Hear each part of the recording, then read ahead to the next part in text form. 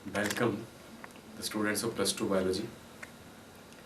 आज हम third part करेंगे सेकेंड चैप्टर का, रिप्रोडक्शन जो यूनिट फर्स्ट यूनिट है इसका, रिप्रोडक्शन इन फ्लावरिंग प्लांट्स में हमने कल देखा था इसके मेगास्पोर एंजाइम तक की हमने डिस्कशन करी थी, उसकी फॉर्मेशन करी थी। आज हम बात करेंगे आउट ब्रीडिंग डिवाइसेस या इसके रिलेटेड जितने भी अगले पार्ट्स हैं, जैसे इसकी पिस्टल और पोलन की इंटरेक्शन और डबल फर्टिलाइजेशन है और डेवलपमेंट ऑफ एंडोस्पर्म है। यहाँ तक आज देखेंगे, थर्ड पार्ट है ये। और मे भी एक आध पार्ट शायद इसमें थोड़ा सा और बचे, वो भी कल देखेंगे उसको। लेट आज हम +2 का ये जो फर्स्ट यूनिट है हमारा रिप्रोडक्शन, उसका सेकेंड चैप्टर हम देख रहे हैं, रिप्रोडक्शन इन फ्लावरिंग प्लांट्स। उसका थर्ड पार्ट जो है, इससे पहले हमने 2 पार्ट कर लिए थे। थर्ड पार्ट का जो अगला टॉपिक है हमारा वो है out breeding devices. Out breeding devices. अब हम ये डिस्कशन करेंगे, ये ब्रीडिंग तो आपको लग गया पता। ब्रीडिंग क्या है? जब मेल गैमीट और फीमेल गैमीट जब आपस में ज्वाइन करते हैं। हमने इससे पहले मेल पार्ट में भी मीन्स हमने जो माइक्रोस्पोरोजेनेसिस देखा था, मेगास्पोरोजेनेसिस देखा था, मेगास्पोर बनाया, हमने देखा कि दोनों यूनिट जो मेल और गैमीट है वो ज्वाइन करते हैं। तो ये एक ज्वाइन करने के बाद जाइगोट को बना रहे, जाइगोट को बनने के बाद का जो प्रोसेस था सिनगैमी हम बोल रहे थे, this is known as fertilization. ये क्या हो रहा है? ये ब्रीडिंग हो रही है। ये सारी क्या है? ब्रीडिंग है। हम यहाँ पे बात कर रहे हैं आउट ब्रीडिंग डिवाइसेस। ये है क्या? आउट ब्रीडिंग डिवाइसेस क्या है? आउट ब्रीडिंग डिवाइसेस का मतलब ये है, ऐसे कौन से डिवाइसेस हैं, मतलब ऐसे कौन से पार्ट्स हैं विच अवॉइड द सेल्फ पोलिनेशन। क्या करते हैं वो? सेल्फ पोलिनेशन को रोकते हैं।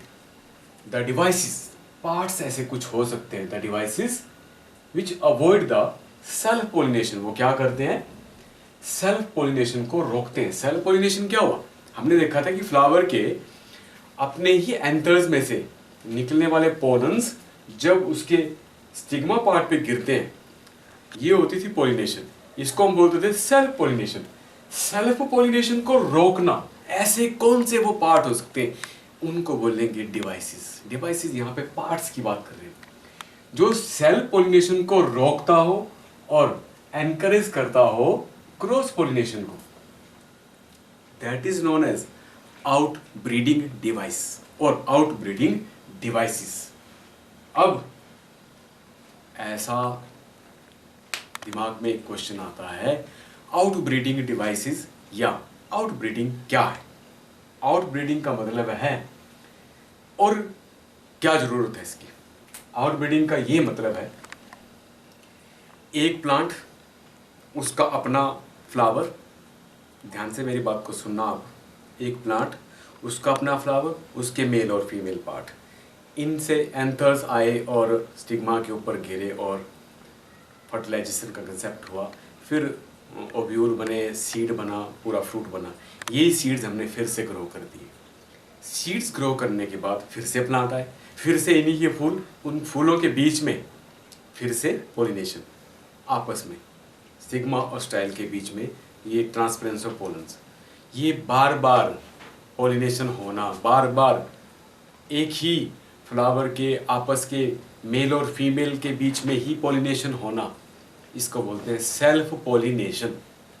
सेल्फ पोलिनेशन का हमें ये क्यों लग रहा है कि इसको रोकना चाहिए, या इसको रोकने के लिए ऐसे क्या डिवाइस हो सकते हैं? रोकना इसलिए क्योंकि अगर ये पोलिनेशन, सेल्फ पोलिनेशन कंटिन्यू रहेगी, मैंने ये बोला एक प्लांट था, उसके आपस में ये पोलन्स फर्टिलाइज हुए, सीड बना, सीड को ग्रो कर दिया, उनके बीच में फिर से पोलिनेशन हुई, सेल्फ पोलिनेशन की बात कर रहे हैं, फिर से सीड बने, फिर से लगा दिए। अब एक बात यहाँ पे नोट करने वाली है, जो इनके कैरेक्टर्स थे, जो इनके गुण थे, उनमें कोई बढ़ोतरी नहीं हो रही है, उनमें कोई चेंज नहीं आ रहा है, वो गुण क्या क्या हो सकते हैं?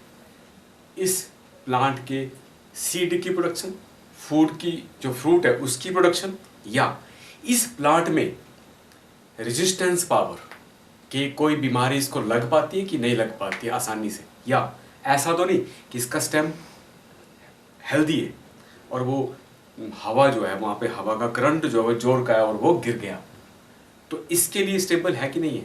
तो ये सारी चीज़ें, इनको हम बोलेंगे डिजायरेबल करेक्टरिस्टिक्स। मतलब उस प्लांट को हेल्दी होने के लिए, उसका यील्ड ज़्यादा होने के लिए, उसको किसी भी बीमारी के लिए ससेप्टिबल तो नहीं है, वो एकदम से बीमारी तो नहीं लगती, और इस तरह की जितनी भी चीज़ें हैं उनसे हटने के लिए ये सारी चीज़ें कब रहेंगी? अगर उसको बार सेम ही टाइप की पॉलिनेशन होती रहेगी, सेल पॉलिनेशन होती रहेगी, कंटिन्यू ये पॉलिनेशन सेल पॉलिनेशन होती रहेगी, इस टाइप के करेक्टरिस्टिक्स की कमी आएगी, गुणों की कमी आएगी, जिसको एक नाम से बुलाते हैं इन ब्रीडिंग डिप्रेशन। क्या बोलते हैं उसको? इन ब्रीडिंग डिप्रेशन। आपने ये नोट करनी है बात, इन ब्रीडिंग, अपनी ही प्लांट्स के, अपने ही एक ही स्पीसीज के मेल फीमेल के बीच में क्रॉसिंग हुई, फर्टिलाइजेशन हुई, उन्हीं के सीड बने, वही सीड फिर से ग्रो कर दिए, फिर से वही सेम प्लांट आए, उनके बीच में पॉलिनेशन हुई। इस तरह से सेल्फ पॉलिनेशन की वजह से उनके करेक्टरिस्टिक्स में आने वाली कमी को बोलते हैं डिप्रेशन। ये आप दूसरे डिप्रेशन से मत समझ लेना, जैसे ह्यूमन बींग्स की अगर कोई बीमारी है, डिप्रेशन हो जाता है, जैसे हम सोचते हैं कि बड़ा भारी विचार कर लेते हैं और उन विचारों की वजह से हमें कुछ ना कुछ प्रॉब्लम हो जाती है। ये डिप्रेशन प्लांट्स के बीच में इन ब्रीड होने वाला, आपस में ही ब्रीड करने वाले प्लांट्स के अपने आप में आने वाली कमी को बोलते हैं इन ब्रीडिंग डिप्रेशन। किस वजह से आई? सेल्फ पोलिनेशन की वजह से, कंटिन्यूड सेल्फ पोलिनेशन, कंटिन्यू बार बार अपने अंदर ही पोलिनेशन होने की वजह से ये जो कमी आई, इसको बोलते हैं self pollination, continue self pollination, which brings in breeding depression. ये होती है इन ब्रीडिंग डिप्रेशन। पता लग गया आपको? ये थी इन ब्रीडिंग डिप्रेशन। अब हम क्या चाहते हैं? हम ये चाहते हैं कि ऐसे ऐसे क्या क्या वो नेचुरली डिवाइसेस हैं और नेचुरल डेवलप हुए डिवाइसेस हैं प्लांट्स के अंदर अपने आप ही, जो आउटब्रीड करने में हेल्प करें, जो क्रॉस पोलिनेशन करने में हेल्प करें, जो ऑटोगैमी को रोकें, जो सेल्फ पोलिनेशन को अवॉइड करें, सेल्फ पोलिनेशन को रोकें, जिनकी वजह से इन ब्रीडिंग डिप्रेशन ना हो, इन ब्रीडिंग डिप्रेशन ना कमी ना हो। तो वो क्या है? एक है नॉन सिंक्रोनाइजेशन। ऐसा हो सकता है और होता है। द रिसेप्टिविटी ऑफ स्टिग्मा, बोलता जो स्टिग्मा है वो, उनका जो रिसेप्शन है, जब पोलन मैच्योर हो गए और पोलन स्टार्ट टू फॉल, गिरने शुरू हुए, तो स्टिग्मा जो है वो that is not become receptive, that is not receptive for the anthers. ये पोलन्स, जो पोलन्स बोलता है जल्दी मैच्योर हो गए और वो स्टिग्मा के ऊपर गिर गए, कोई पोलिनेशन पॉसिबल नहीं होगी। जब पोलिनेशन नहीं होगी तो ऑटोमेटिकली क्या नहीं होगा? ऑटोगैमी नहीं होगी। It checks the autogamy, it checks the self pollination, ये पोलिनेशन को रोकेगा, जिसकी वजह से ये कोई भी डिप्रेशन नहीं आने वाला है। क्लियर है? ये एक तरह का ऐसा डिवाइस है ऑटोमेटिक। एक है सेल्फ इनकम्पैटिबिलिटी। अपने आप ही ऐसा होता है कि कुछ प्लांट्स में जो फीमेल पार्ट स्टिग्मा है वो उसको आइडेंटिफाई नहीं करता, रिकॉग्नाइज ही नहीं करता, पहचानता नहीं जो पोलन वहाँ पे आ रहा है, not recognized by the stigma and they are not developing any tube. कोई पोलन ट्यूब वहाँ पे डेवलप नहीं करती, तो उसको कंपैटिबिलिटी शो ही नहीं करने देता, लगता ही नहीं कि उसी का पोलन, और वो उसको अलो ही नहीं करता कि पोलन ट्यूब वहाँ पे वो डेवलप करे, ना पोलन ट्यूब वहाँ पे डेवलप करेगी। तो नेचुरली पोलिनेशन होती रहे, पोलन ग्रेन गिरते रहे, कुछ भी नहीं होने वाला, कोई भी प्रोडक्शन नहीं होने वाली, कोई भी सीड नहीं बनने वाला। ये है एक और डिवाइस, सेल्फ इनकम्पैटिबिलिटी। इसके साथ साथ दो तीन चीजें और है छोटी छोटी। एक है प्रोडक्शन ऑफ यूनिसेक्सुअल फ्लावर्स। बहुत अच्छा पॉइंट है ये। जो सिंगल सेक्सेस वाले फ्लावर्स होते हैं, मोनो मींस मेल और फीमेल वाले फ्लावर्स, अलग अलग, एक ही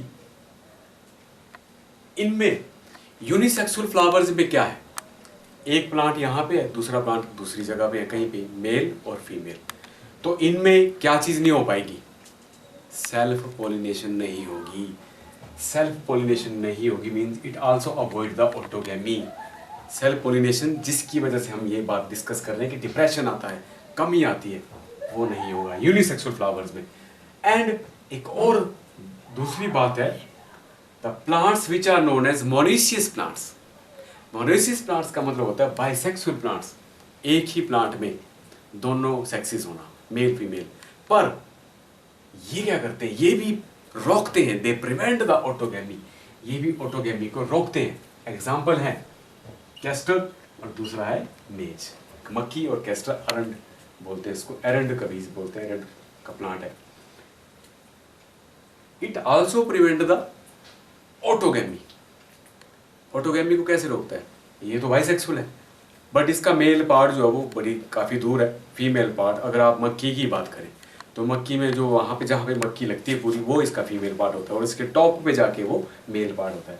तो ये इतनी दूर है कि वो सेल्फ पोलिनेशन होना 100% कोई भी पॉसिबिलिटी नहीं है।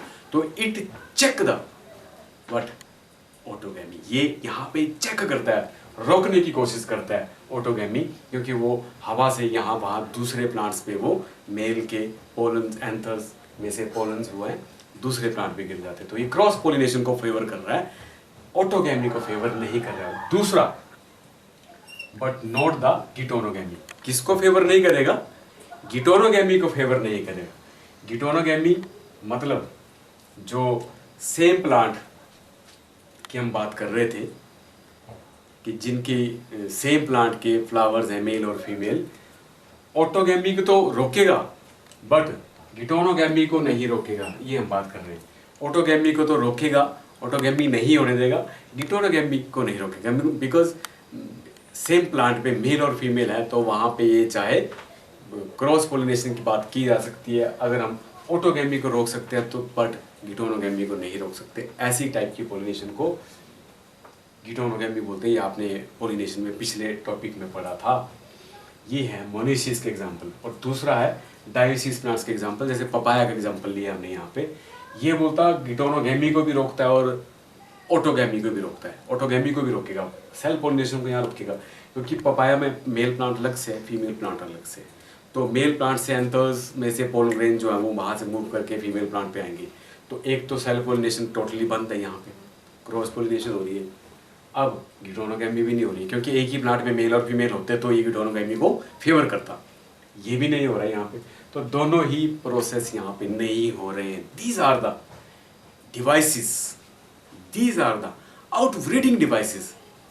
इनको बोलते हैं आउटब्रीडिंग डिवाइसेस, जो सेल्फ पॉलिनेशन को रोकते हैं, जो इन ब्रीडिंग डिप्रेशन होने का जो कारण बनता है उसको रोकते हैं। आई होप कि आपको ये प्रॉपरली पता लग गया होगा। अब इसके साथ हम बात करते हैं pollen pistil interaction. Pollen, pollen grains, हमने इसका पोलिनेशन का कंसेप्ट पढ़ लिया था। और pistil, female part, stigma, style, ovary, इनके बीच की होने वाली इंटरेक्शन को बोलते हैं पोलन पिस्टिल इंटरेक्शन। अब हमें ये पता है जो पोलन और पिस्टिल्स हैं इनके बीच की एक इंटरेक्शन रहती है। इंटरेक्शन का मतलब है कि कोई ऐसी बातचीत तो नहीं होती। यहाँ पे अगर हम एनसीईआरटी की बात करें तो इन्होंने कहा कि इनके बीच में एक डायलॉग होता है। डायलॉग का मतलब ये होता है कि reception and rejection, means exception and rejection. Accept भी करते हैं और रिजेक्ट भी करते हैं। अगर तो वो सेम स्पीसीज के पोलन ग्रेन्स इनके रिसेप्टिव सरफेस पे पड़ते हैं तब तो ये अलो कर देते हैं कि पोलन ट्यूब वहाँ पे बने। अगर कोई डिफरेंट स्पीसीज का पोलन ग्रेन है, किसी दूसरे ही प्लांट का पोलन ग्रेन यहाँ पे गिर गया, क्योंकि ये तो गारंटी नहीं है ना, कोई भी इस तरह की गारंटी कोई भी नहीं है कि भाई मान लेते हैं कि हमारे पास कोई एप्पल का ही पेड़ है, मान लेते हैं, या किसी इस तरह का कोई भी पेड़ आप मान सकते हो, उस पर किसी दूसरे प्लांट का पोलन ना गिरे, ऐसा नहीं हो सकता। क्योंकि दूसरा प्लांट हो सकता है कि कहीं पीच है, आड़ू है, या हो सकता है कहीं पे कोई और दूसरा खुरमानी का अगर हम यहाँ की बात करें तो उसका ही प्लांट है, और उसके पोलन्स क्या ये रुक के थोड़ी आएंगे कि सेब का प्लांट है उसके ऊपर नहीं गिरेंगे, ऐसा नहीं है, इसकी कोई गारंटी नहीं है। तो वो भी गिर सकते हैं यहाँ पे, किसी दूसरे प्लांट के पोलन्स भी गिर सकते हैं, तो क्या वो भी पोलन ट्यूब डेवलप करेंगे? ना, वो उसकी पोलन ट्यूब को डेवलप नहीं करने देंगे, क्योंकि इनके बीच में एक कोई ना कोई केमिकल डायलॉग होता है, केमिकल एक्सेप्टेंस मींस एक्सेप्टेंस और रिजेक्शन होती है। वो एक्सेप्टेंस और रिजेक्शन क्या है, इसी की हम बात करने वाले हैं। जो ये स्टिग्मा है, स्टिकी सा होता है, ये पूरा एक पिस्टल हमने बना दिया है, ये पिस्टल की बात करते हैं, और पोलन जो है वो इसके ऊपर कहीं से भी हवा से या किसी इंसेक्ट के थ्रू यहाँ पे आ गया और चिपक गया।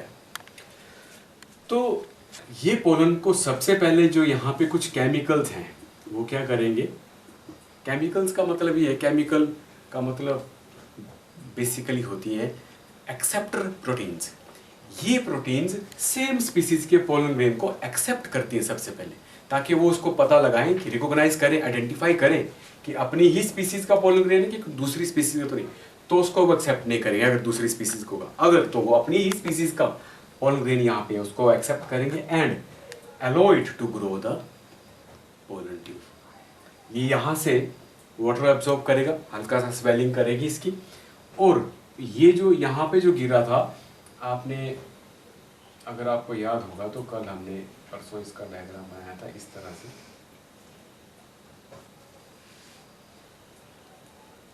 ये ऐसे, ये मैंने आपको बताया था जर्म पोर, तो यहाँ से ट्यूब निकलती है ऐसे, ये जो जर्म पोर था, germ pore will allow the tube to come outside.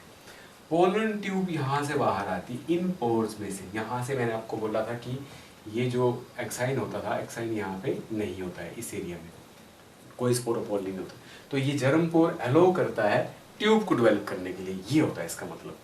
तो यहाँ पे जैसे ही ये इंटरेक्शन करेंगे, पॉजिटिव इंटरेक्शन इनके बीच में होगा और ये कंपैटिबिलिटी शो करते हैं, इसी को कंपैटिबिलिटी बोलते हैं। जब किसी पोलन को ये रिकॉग्नाइज करते हैं, आइडेंटिफाई करते हैं और अलो करते हैं कि वो उसके ऊपर पोलन ट्यूब को डेवलप करे, और यहाँ से सरफेस से इसने पानी एब्जॉर्ब करके स्वेलिंग करके, और यहाँ से जर्म पोर से इसकी ट्यूब आनी शुरू होती है।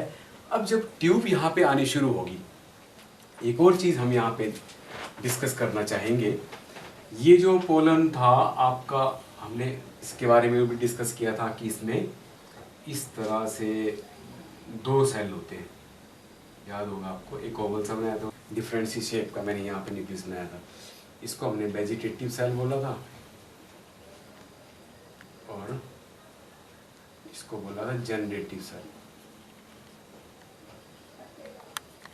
क्लियर? आमतौर पे हमने ये डिस्कस किया था कि जो लगभग 60% के अप्रोक्सीमेट जो प्लांट्स की स्पीसीज आती हैं उनमें पोलन जो है वो 2 सेल स्टेज पे ही सेट ओवर होते हैं, और बाकी के जो काफ़ी ज़्यादा परसेंटेज है, मोर देन 30% की जो परसेंटेज है, उनमें 3 सेल स्टेज होती है। ये जनरेटिव सेल पहले ही डिवाइड कर गई होती है। अगर हम ये ट्यूब सेल की बात करें तो ये जनरेटिव सेल जो है वो दो इसमें न्यूक्लियाई बना चुका होता है। ये इसको बोलते हैं हम मेल गेमेटिक न्यूक्लियाई। क्लियर है बात? ये 3 सेल स्टेज में भी यहां पे पढ़ते हैं। यहां तक बात पता लगी। अब हम देख रहे हैं कि जो पोलन ट्यूब है, अब ऐसा तो है नहीं कोई सीधा डायरेक्ट रास्ता बना और सीधे घुस जाएगी, ऐसा नहीं है। ये जो स्टाइल है, ये भी, इसमें भी इस तरह से सेल्स है बने हुए, ये इसका भी एक स्ट्रक्चर है, सेल स्ट्रक्चर है। तो ये जो ट्यूब चलेगी, ये शुरू से हल्का सा ऐसे करके मैं आपको बता देता हूँ। ऐसे मान लेते हैं कि ये ट्यूब डेवलप करी, तो इस ट्यूब के पास यहाँ टिप पे कुछ हाइड्रोलिटिक एंजाइम्स होते हैं। क्या होते हैं? यहाँ टिप के पास कुछ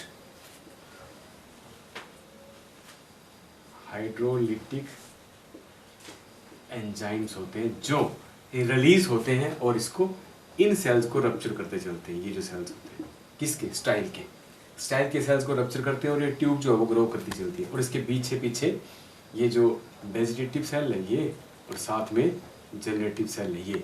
2 सेल स्टेज हुई तो ऐसे, और 3 सेल स्टेज हुई तो दोनों मेल गेमेटिक न्यूक्लियाई भी साथ में होती है। ये इसकी ट्यूब पे ऐसे चलती है। मान लेते हैं कि ये चलता गया, ये ग्रो करता गया, और ये इट रप्चर द सेल्स, इनको तोड़ेगा और ट्यूब जो है वो आगे बढ़ती जाएगी। स्टाइल से होती हुई इस तरह से ये मूव करती हुई ये माइक्रोपाइल के थ्रू यहाँ पे एंटर करेगी, और by carrying the male gametic nuclei, दोनों मेल गेमेटिक न्यूक्लियाई भी इसके पास आती जाएंगी, मूव करती जाएंगी साथ साथ साथ साथ। और ये हमारा पूरा इसका ये हमने बना रखी है लेयर सारी। ये आपको पता है कि एम्ब्रियो साइट के बाहर जो है वो प्रोटेक्टिव कवरिंग्स होती हैं, आउटर और इनर टेगुमेंट्स, और ये पूरा एम्ब्रियो साइट के यूनिसेलुलर का पार्ट है यहाँ पे। और ये 3 सेल्स जिनको बोलते हैं एग एपरेटस, एग सेल, ये सिनर्जिड्स, ये पोलर न्यूक्लियाई, और ये एंटीपोडल सेल्स, ये इनके सेल्स हैं। और पोलर न्यूक्लियाई और ये जो पोलन ट्यूब की डेवलपमेंट थी, इस तरह से पोलन ट्यूब डेवलप करता हुआ पेनिट्रेट करता है फ्रॉम द माइक्रोपाइल से एंटर करता है। ऐसी एंट्री को एक नाम से बुलाते हैं, पोरोगैमी बोलते हैं उसको। क्या बोलते हैं इसको? पोरोगैमी। और कभी कभी ये कहीं से यहां से भी एंटर कर सकती है, ये ऐसे, तो इसको बोलते हैं मीजोगैमी।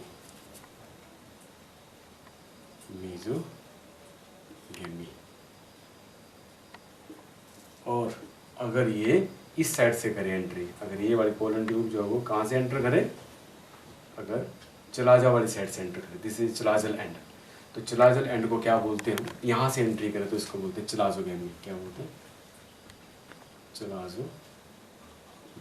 ये एंट्री होगा पोलन ट्यूब है। अब इसकी एंट्री हमने यहाँ तक करी।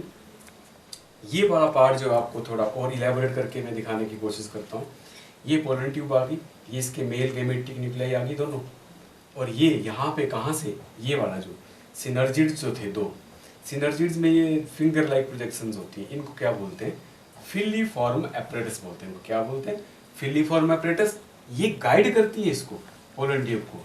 ये क्या करती है? गाइड करती है to enter towards which side, किस तरफ को इसको एंटर करना है, एंट्री लेनी है, उसके बारे में गाइड करता है फिलीफॉर्म एपरेटस। किसको? Pollen tube. और उसी साइड को पोलन ट्यूब चलता है, और पोलन ट्यूब जो है वो विद मेल गैमीट लेके चलता है। अगर तो ये पीछे बन चुकी है तो भी, और आगे फर्दर आके जनरेटिव सेल आगे आके भी डिवाइड करके यहाँ पे बना देती है। क्लियर है? ये जनरेटिव सेल की न्यूक्लियस है, और ये एक्स सेल है, और ये पोलर न्यूक्लियाई है। इसके बाद यहाँ तक के कंसेप्ट में आपको इसी का फर्दर जो इसका कंसेप्ट है यहाँ पे और बताने की कोशिश करता हूँ। ये पोलन ट्यूब थोड़ी सी हमने आगे पहुँचा दी यहाँ पे। ये क्या करती है फिर, यहाँ से यहाँ फिलीफॉर्म एपरेटस ने इसको डायरेक्ट कर दिया। अब इसने क्या करा, ये दोनों मेल गैमेटिक न्यूक्लियाई को यहाँ पे रिलीज कर देती है। एक को रिलीज कर दिए टूवर्ड्स द एक्सेल, एक्सेल की साइड को रिलीज कर रही है, और दूसरी यहाँ से रिलीज हो रही है, और आहिस्ता आहिस्ता आहिस्ता कहाँ जाएगी वो? टूवर्ड्स द पोलर न्यूक्लियाई जाएगी। यहाँ तक मुझे उम्मीद है कि आपको अच्छे से पता लग गया होगा। फास्ट एक बार रिपीट कर देता हूँ इसको।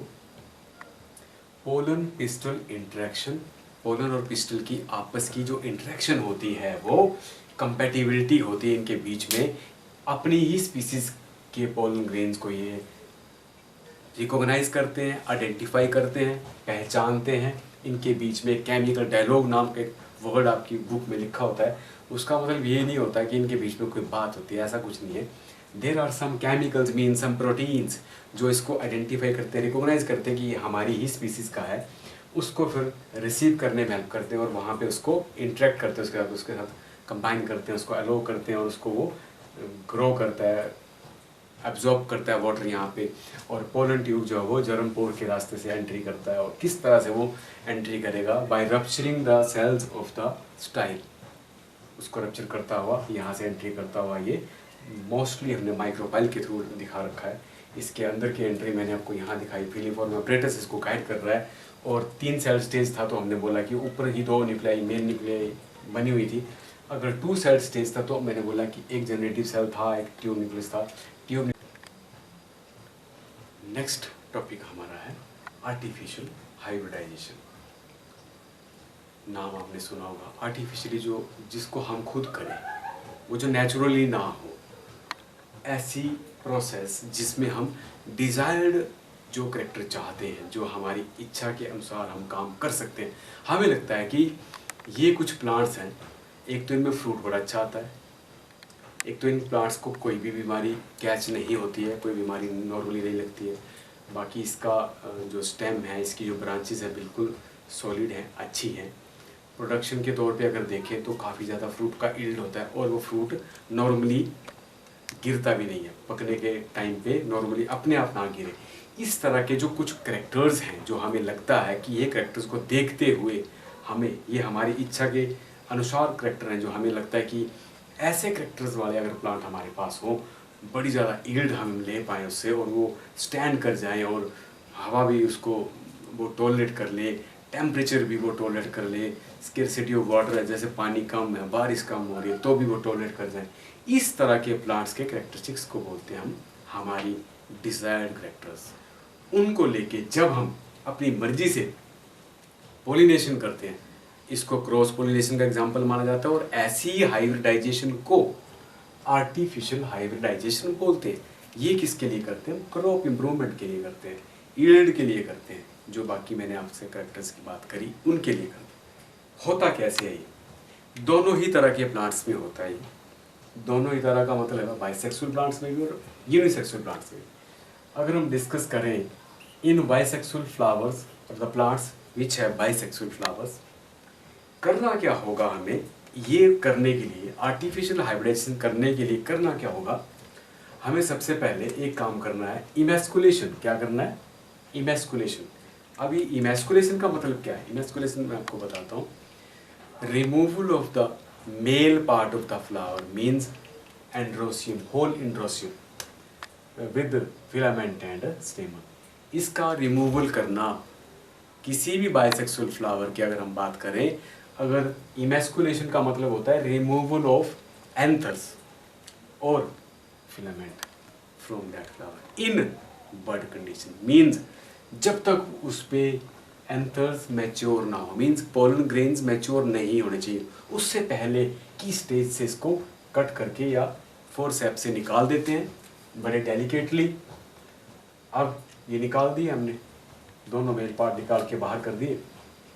क्या किया फिर हमने क्या करा, इसके बाहर एक फीमेल पार्ट जो था, इसके बाहर से इसको पूरा पेपर होता है हमारे पास, बटर पेपर बोलते हैं उसको, उससे रैप कर दिया और धागा लगा के बांध दिया। इसको बोलते हैं बैगिंग। क्या बोलते हैं इसको? ये जो ऐसे जैसे मान लो कि पॉलीथीन में कोई चीज़ बांध रखी हो, गांठ दे रही हो, तो यहाँ से धागे से टाई करके बांध दिया, और साथ में टैगिंग भी करते हैं इसमें। शायद आपकी बुक में ना लिखा हो, पर थोड़ा आइडिया के लिए आपको बता देता हूँ कि टैगिंग इसलिए करते हैं क्योंकि जब हम करते हैं तो उसमें डेट वगैरह नोट करते हैं, कब कब किया, किस टाइम पे किया। इसलिए होता था कि अगला प्रोसेस करने के लिए आसानी हो जाती है। आपने देखा है जो इमैस्कुलेशन है, removal of the male part, androecium part, stamens, उनका रिमूवल कब? जब एंथर्स मैच्योर नहीं हुए, मतलब बड कंडीशन में उसको हम रिमूव कर देते हैं, बड़ा डेलिकेटली हटा देते हैं, इसको बोलते हैं इमैस्कुलेशन। उसके बाद क्या करा हमने? अगला प्रोसेस, रैपिंग कर दी इसकी, बटर पेपर से रैपिंग कर दी और टैग कर दिया, टाई कर धागे से बांध दिए कस के इसको, और साथ में टैगिंग कर दी, नोट कर लिया डेट वगैरह। ये हो गया हमारा इमैस्कुलेशन, सब बैगिंग और फिर टैगिंग। तो अगला काम क्या है? अब अगला काम हम अब ये नोट करेंगे कि कब तक इसका जो receptive part of the stigma है मैच्योर हो जाता है। Receptive part of stigma, stigma का जो रिसेप्टिव पार्ट है वो कब मैच्योर होता है? वो कब मैच्योर होता है? और जो एंथर्स हैं, जो मेल पार्ट है, ये स्टेमन का पूरा, ये कब मैच्योर होता है?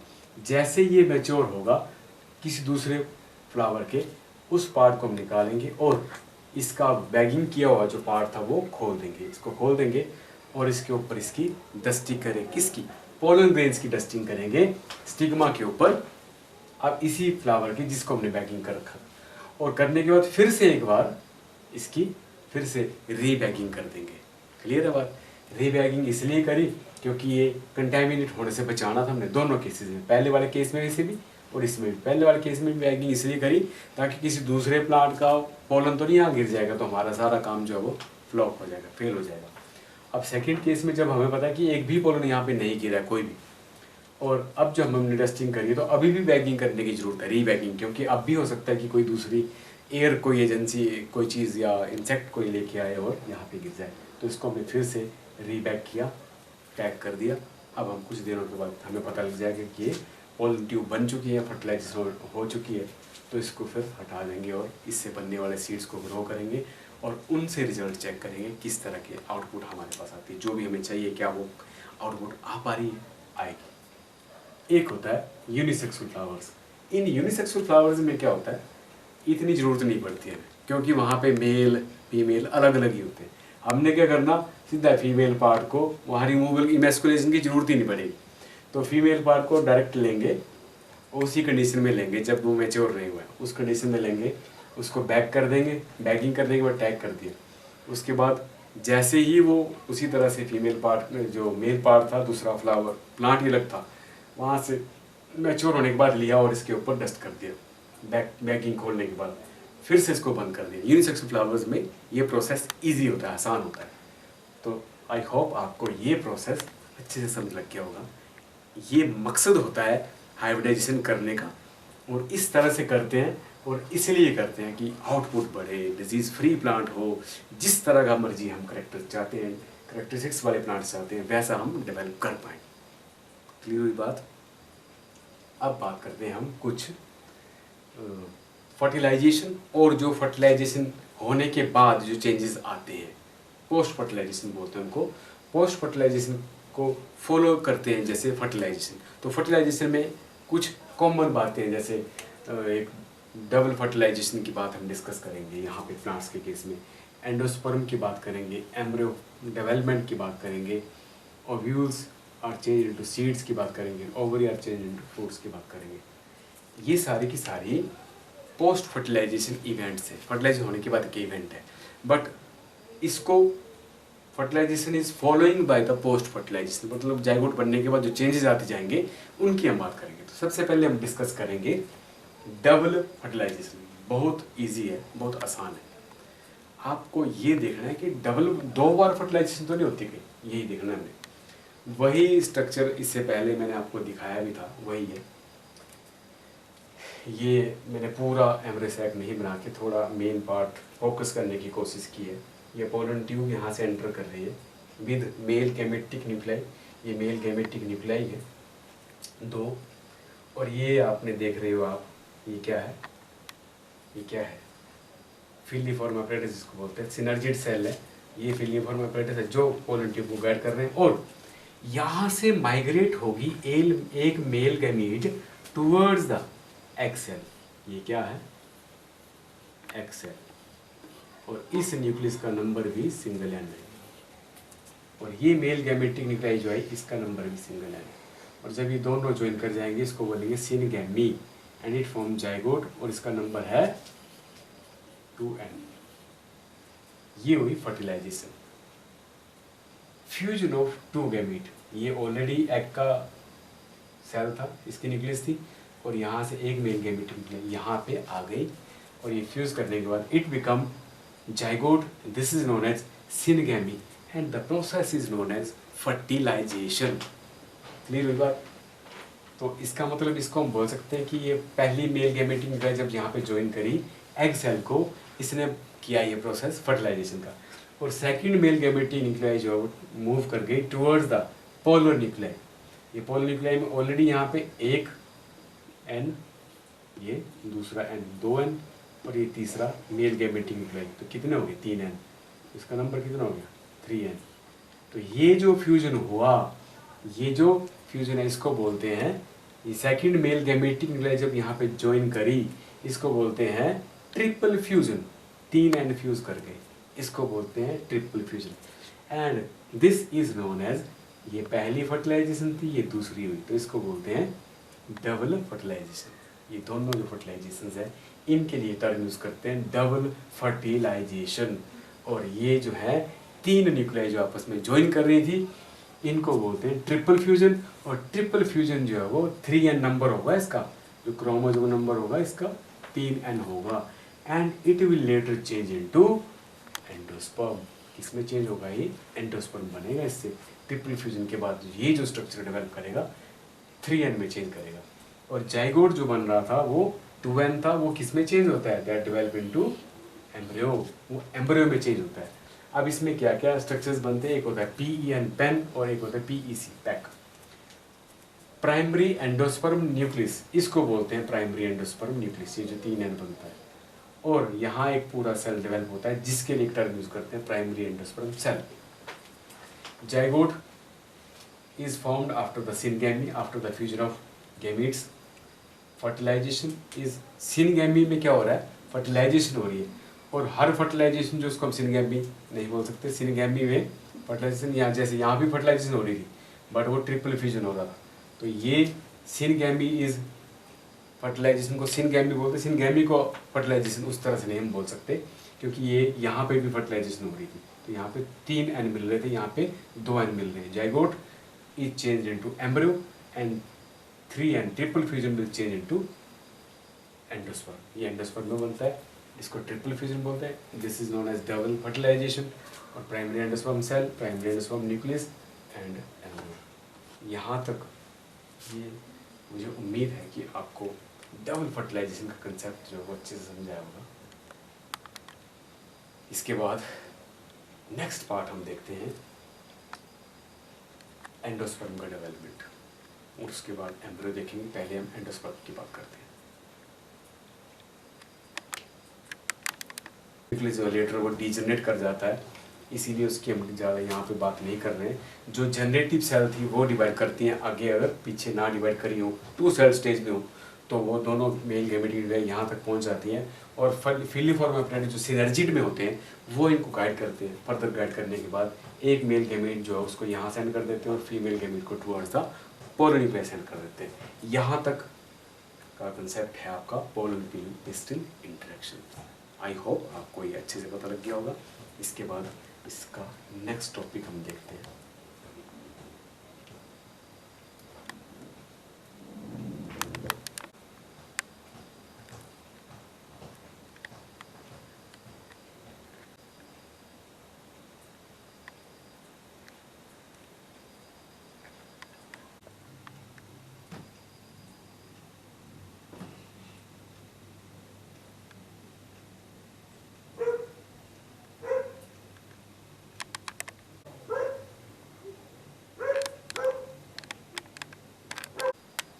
अब हम डिस्कस करेंगे डेवलपमेंट ऑफ एंडोस्पर्म। एंडोस्पर्म का डेवलपमेंट किस तरह से होता है। इससे पहले हमने पूरा देखा सॉरी डबल फर्टिलाइजेशन देखा। डबल फर्टिलाइजेशन मैंने आपको बताया कि 2n जो नंबर बनता है उसको जाइगोट बोलते हैं। जाइगोट जो है वो एम्ब्रियो में चेंज होता है, तो उसकी डेवलपमेंट भी हम देखेंगे। और 3n नंबर जो आपने देखा, ट्रिपल फ्यूजन जो आपने देखा, ट्रिपल फ्यूजन जो है वो जब 3n होता है उसको हम एंडोस्पर्म बोलते हैं। अब हम एंडोस्पर्म की डेवलपमेंट की बात करेंगे। डेवलपमेंट एंडोस्पर्म की अगर बात करें तो development of endosperm is earlier than the development of zygote, क्योंकि जो एंडोस्पर्म है that contains the rich amount of the food, वो पूरा फूड से भरा हुआ रहता है, इसीलिए वो उसकी डिवीजन पहले होती है, वो नंबर ऑफ सेल्स उसकी डिवाइड पहले करती है। उसके बाद वही एंडोस्पर्म जो है वो नरिशमेंट प्रोवाइड करता है किसको? एम्ब्रियो। एम्ब्रियो की डेवलपमेंट की जो नरिशमेंट है वो भी कौन करता है? ये एंडोस्पर्म ही करता है। अब हम बात करते हैं कि जो एंडोस्पर्म है ये क्या क्या है। तो मैंने इसको थोड़ा सा पार्ट में 3 पार्ट में कैटेगराइज कर दिया है। आपकी बुक में लिखा है इकट्ठा, बट आपने वो कोई ऐसा कंफ्यूज नहीं होना कि ये कैसे अलग हो, वही चीज़ है। सबसे पहले इसको हमने बात करी free endosperm nucleus. Free endosperm nucleus क्या होते हैं? जब ये 3n की बात कर रहे थे, 3n का मतलब primary endosperm nucleus, primary endosperm nucleus, it is freely divided now. ये क्या करता है कि इतना फ्री होके डिवाइड करता है ये ऐसे, तो नंबर ऑफ न्यूक्लियाई बनती चलती है इसमें। आपने ये नोटिस करना है कि जब ये फ्री न्यूक्लियाई बनेगी इतनी सारी इतनी जल्दी, तो इतना नंबर इनका बनेगा, तो इनको टाइम लगेगा कि ये सेल वॉल भी बना पाए, तो उसके लिए टाइम लगेगा। बट सिर्फ इसमें क्या होता है कि कुछ एक केसेस में थोड़ा साइटोप्लाज्मिक डिवीजन होनी शुरू होती है इनके पास। वो जो पेरीफ्री पे आ जाते हैं cells, the cells slightly divided by cytoplasmic content and they will cover the what area, peripheral area, side वाला एरिया कवर कर लेते हैं, and this part is known as embryo. ये एम्ब्रियो है, ओके। और ये जो 3 अनकंटेन्ड प्राइमरी सेल था, न्यूक्लियस था, ये प्राइमरी एंडोस्पर्म न्यूक्लियस था, ये डिवाइड करेगा, फ्रीली डिविजन्स करेगा। और इस टाइप के डिविजन्स वाले जो सेल्स हैं वो कोकोनट में भी होती हैं, और किस में होती है वो चलो अलग एग्जांपल हम बाद में देखेंगे, पहले यहाँ तक फोकस करते हैं। मुझे उम्मीद है कि आपको ये फ्री एंडोस्पर्म न्यूक्लियस का पता लग गया होगा, जिसमें सिर्फ न्यूक्लियाई ही बनती हैं, 1000 के हिसाब से न्यूक्लियाई बन जाती हैं यहाँ पे, बहुत ज़्यादा fast. They are not followed by the cell wall formation, क्योंकि सेल वॉल बनने के लिए टाइम लगता है, तब तक ये फ्री न्यूक्लियर डिविजन्स काफ़ी ज़्यादा बन चुकी होती है। उसके बाद सेकेंड हमारा पार्ट है सेलुलर एंडोस्पर्म। नाम से लग रहा है कि कहीं सेल्स तो नहीं बन रहे यहाँ पे, हाँ हल्का सा यहाँ चेंज आएगा। यहाँ पे 3N जो ये था, ये एंडोस्पर्म था, it slightly divide and forms the cytoplasmic divisions होंगी इसमें। ये जो 3N था, ये 2N जो जाइगोट है, इसी की बात करते हैं, ये भी जाइगोट ही, जो बाद में फिर एम्ब्रियो बनता है। ये 3N एक डिवीजन करेगा, डिवीजन के बाद some of the divisions occurs and they will form some layer of the cells. यहाँ पे कुछ सेल वॉल फॉर्मेशन शुरू कर देंगे। क्या कर देंगे? They start to form the cell wall. पहले फ्री डिविजन्स करेंगे, साइटोप्लाज्मिक डिविजन्स होंगी, साइटोप्लाज्मिक डिवीजन के बाद ये सेल वॉल फॉर्मेशन भी इनमें आ जाएगा। और सेल वॉल फॉर्म करने के बाद ये जो एंडोस्पर्म होगा वो पूरा भर जाएगा। इस एंडोस्पर्म का एक एग्जांपल है अट्रिक्लेरिया का। अट्रिक्लेरिया में इस तरह की डिवीजन चलती है। क्लियर हुई बात? इसके बाद एक और है एंडोस्पर्म, न्यूक्लियर एंड सेलुलर दोनों ही। इसको एक और नाम से भी बुलाते हैं, आपकी एनसीईआरटी में इसका नाम तो नहीं लिखा है, बट इसको हेलोबियल ही बोलते हैं। क्या बोलते हैं इसको? Helobial endosperm. क्या बोलते हैं इसको? Helobial endosperm. मतलब यहाँ लिखा है मैंने कि एनसीईआरटी में नहीं लिखा है, बट चलो अंडरस्टैंड करने के लिए मैं आपको थोड़ा आइडिया दे दूँगा। ये वो एंडोस्पर्म होता है जिसमें दो तरह का न्यूक्लियस जो है वो डेवलप करता है। एक तो ये न्यूक्लियर एंडोस्पर्म भी बनाएगा, फ्री न्यूक्लियर एंडोस्पर्म, और दूसरा सेलुलर एंडोस्पर्म भी बनेगा। तो ये वो एग्जांपल है, half of the cells they are developing free nuclear divisions, free nuclear बनेगी, और कुछ सेल्स भी बनेंगे, सेल वॉल भी डेवलप करेंगे। तो ये एग्जाम्पल हमने ले रखा है, ये है जाइगोट, और ये इस तरह से 3N इसकी डिविजन होती है free nuclear divisions, and half of they will form the free nuclei and half of the cells they will develop the cell walls. Example mature coconut में अगर हम बात करें, कोकोनट में एग्जाम्पल होता है, जो कोकोनट में वो सारा एरिया दिखता है आपको, ये अगर हम बात करेंगे ये, तो ये जो सारा पानी है फ्री, जो ये टेंडर सा नाजुक सा जो सारा पानी है वो क्या है? वो सारा का सारा फ्री न्यूक्लियर सेल्स है। ये 1000 के हिसाब से सेल्स हैं सारी की सारी, जो पानी है ये। और फिर ये लेटर चेंज होता जाता है, it will develop into, change into cellular. तो ये सेलुलर बनना शुरू हो जाता है। आपने देखा होगा बीच में नारियल में ना, ये बीच में सारा पानी होता है, शुरू में तो पूरा पानी भरा होता है उसमें, वो सारा टेंडर सारी फ्री न्यूक्लियाई है। उसके बाद ये इस तरह से स्ट्रक्चर बन जाता है, और ये वाइट सा पोर्शन बन गया, इसको वाइट कर्नल बोलते हैं, गरी जिसको हम बोलते हैं वाइट, ये है वो। तो एज ए फूड भी इसको हम खाते हैं, ह्यूमन बींग्स के लिए एज ए फूड भी है। और ये फिर जो बड़ा सारा एंडोस्पर्म है वो जाइगोट की डेवलपमेंट के लिए भी यूज़ होता है। तो इसमें 2 तरह का एंडोस्पर्म रहता है, किस में? कोकोनट में, फ्री न्यूक्लियाई और सेलुलर। दोनों टाइप के एंडोस्पर्म का पता लग गया आपको। सेलुलर वो जो वाइट बन जाता है, जो बाद में थिक होता है। It contains protein as well as starch, starch भी होती है इसमें, प्रोटीन्स भी होती है।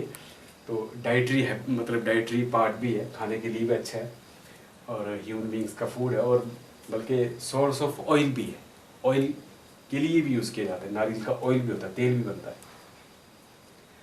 और कुछ जो है बोलता एंडोस्पर्म जो है कुछ प्लांट्स में सीड्स में कंज्यूम हो जाते हैं।